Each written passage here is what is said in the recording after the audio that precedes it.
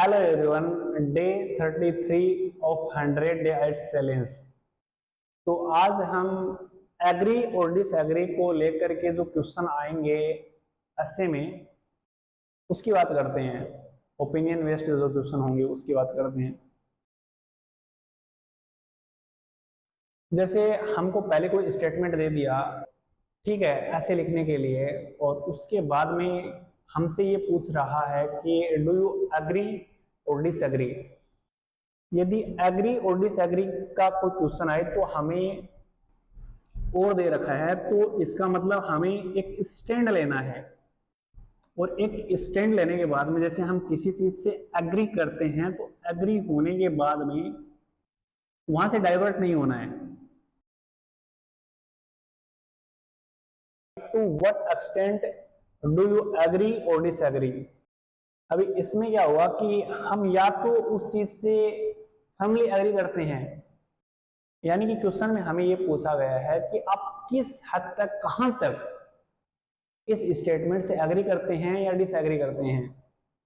यानी कि हम किसी चीज से पूरी तरीके से एग्री करते हैं तो आई फर्मली एग्री, या फिर हम किसी चीज से 50% एग्री करते हैं तो हम वहां पे लिखेंगे कि आई पार्शियली एग्री।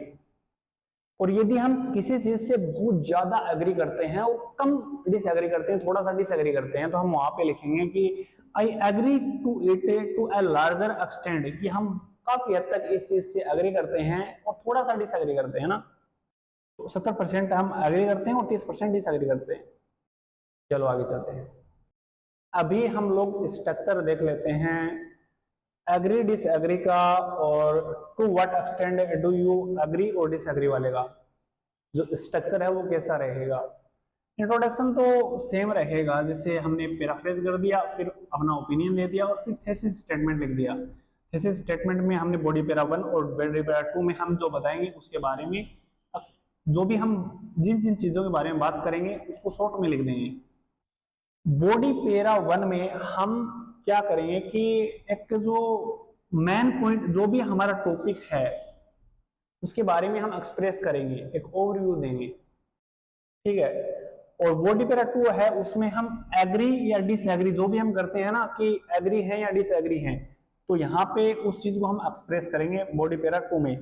कंक्लूजन में हम समराइज करेंगे इस पूरे के पूरे ऐसे को। तो अभी बात करते हैं to what extent do you agree और डिसएग्री। इंट्रोडक्शन हम ठीक इसी तरीके से लिखेंगे, पहले हम पैराफ्रेज कर देंगे, उसके बाद में ओपिनियन देंगे और उसके बाद में ऐसे स्टेटमेंट देंगे, ठीक है। अभी बॉडी पैरा 1 और बॉडी पैरा 2 में हम क्या करेंगे कि जितना हम एग्री करते हैं, है ना, कि जिस हद तक हम एग्री करते हैं तो वहां पे एग्री के बारे में एक्सप्रेस कर देंगे, और जो हम डिसएग्री करते हैं उसको हम यहाँ पे बॉडी पैरा 2 में एक्सप्रेस कर देंगे। यानी कि एग्री को to what extent do you agree और डिसएग्री में हम क्या करेंगे कि हम इंट्रोडक्शन ठीक ऐसे ही लिखेंगे, जैसे पहले क्वेश्चन को पैराफ्रेज कर दिया, उसके बाद में ओपिनियन लिख दिया और फिर उसके बाद में ऐसे स्टेटमेंट लिख दिया कि हम बॉडी पैरा 1 बॉडी पैरा 2 में हम क्या बताने वाले हैं, वैसा हमने यहाँ पे ऐसे स्टेटमेंट लिख दिया। यानी कि सेम का सेम स्ट्रक्चर वहां पे आएगा।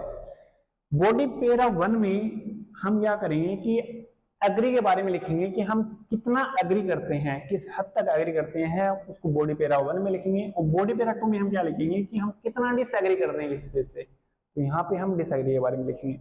फिर कंक्लूजन में हम पूरे के पूरे ऐसे को समराइज करेंगे। Thank you so much.